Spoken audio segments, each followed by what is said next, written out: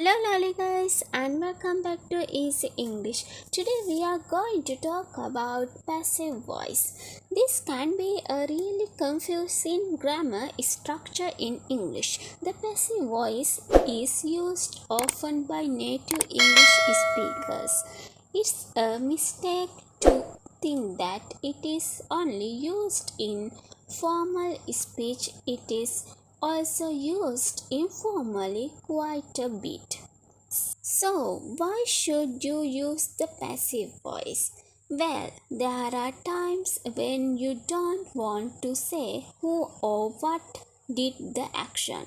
Maybe you are trying to avoid responsibility for something you did, or you don't want to get your mate into trouble, or maybe you don't know who did the action, or because actually the object is the most important or the most interesting part of the sentence.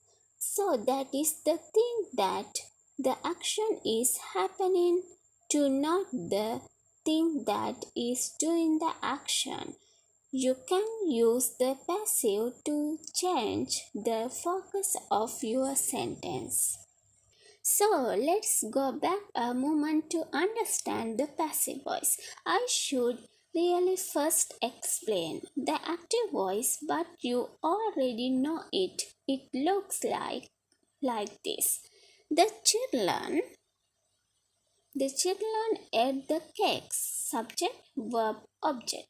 Now, most English sentences are more complicated than this, but we will start simply.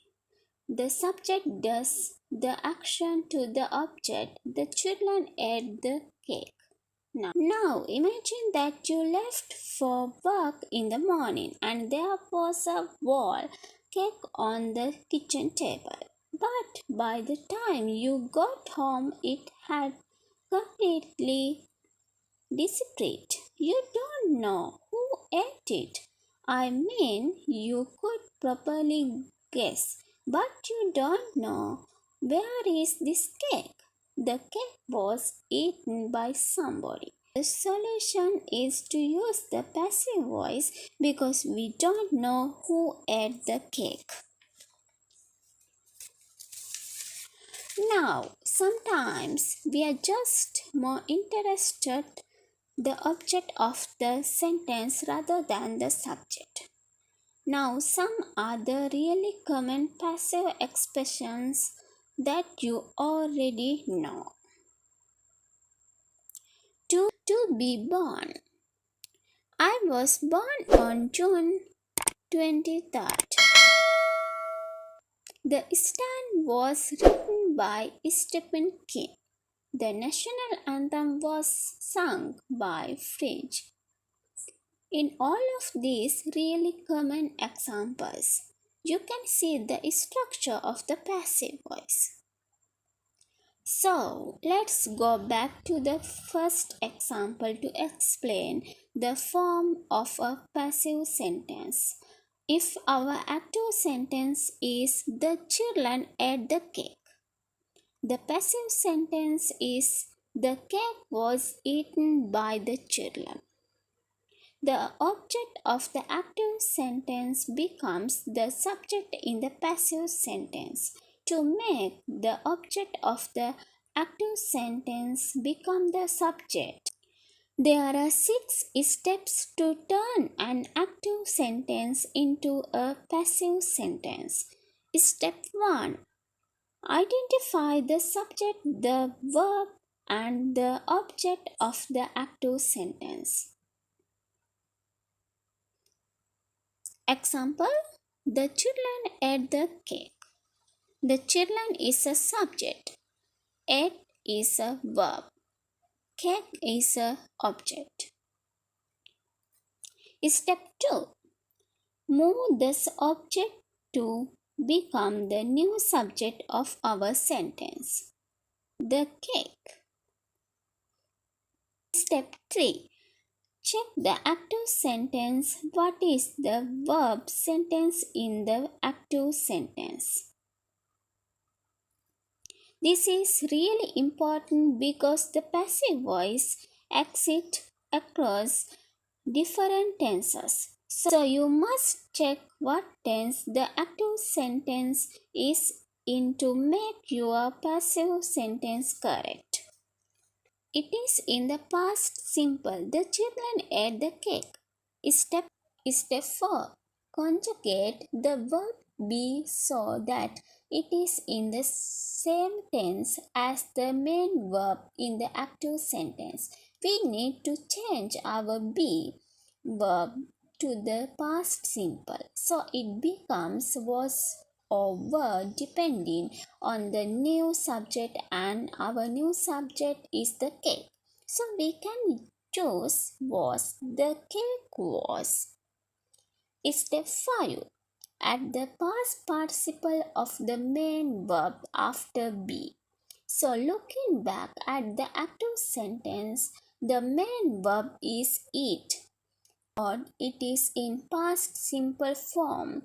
But can you think of the past participle of eat? Eaten, right? Now the last step 6. You need to decide what to do with the subject of your active sentence. In the passive voice, you don't have to include the thing that is doing the action.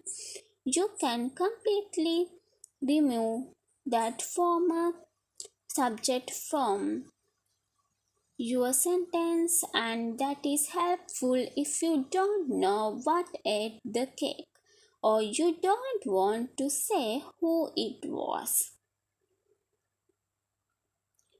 You can add it to the end of your sentence with the word by. The cake was eaten by the children.